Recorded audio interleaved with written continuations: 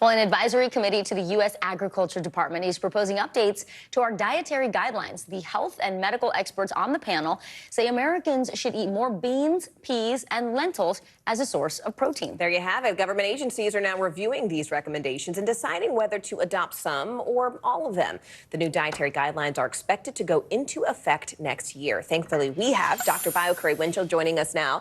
Dr. BC Dubs, question. When we talk about protein, we hear it over and over again. Why is it so important, and how much are we talking? So just like you mentioned, it can be hard to understand what and how much should we get. So about 0.8 kilograms per day. What does that mean for men? About 65 milligrams, or for women, about 45 grams. Those are the parts that you want to incorporate into your diet. What does that look like? Are we talking like a palm full of beans, or what? I mean, I can't think of what a milligram would kind of be. I know, that can be hard. So what I tell my patients is a quarter of your plate. Okay. That should be your protein size for your plate. At each meal. Okay, Yes. Very good. So let's talk about why these updated guidelines emphasize beans, peas, lentils. These are plant-based proteins.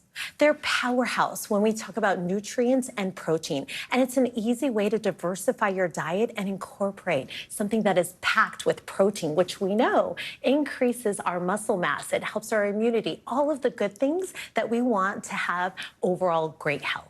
What is the difference between getting this protein from plants versus getting it from animals? So if we really lean into a plant-based protein, it can reduce our risk for heart disease. It can also reduce our overall cholesterol, all of the things that we want for longevity to have the best health overall.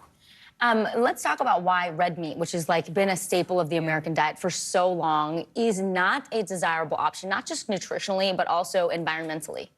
So red meat is often processed, and it's high in saturated fat. So if you can replace that with a plant-based protein, it's amazing how that can reduce your overall risk for chronic conditions, which we know are on the rise in the U.S. And walk us through some of those chronic conditions there. So when we talk about diabetes, that's a big thing, as well as heart disease, all the things that are linked to red meat. And so processed meat increases your risk for all of those things. And Dr. BCW, can you just kind of walk us through what that replacement would actually look like? So for someone who's not a foodie, not a cook, just in simple terms, would that be like you trade your red meat for a bean, you trade your salmon for, like spell it out for me.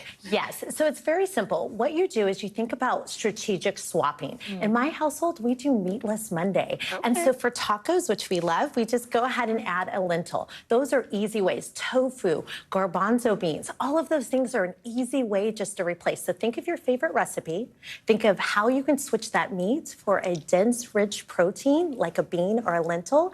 That is an easy way and something that is sustainable. Yeah, or even just mixing it in, as you said, to kind of beef up, no pun intended, Yes. the protein, right? So you're cutting it out. And also it's a cost savings, right? It is. When we think about how expensive groceries are to this day, it's a way that you can really reduce your overall cost while adding health to your diet. So it's a win-win across the board.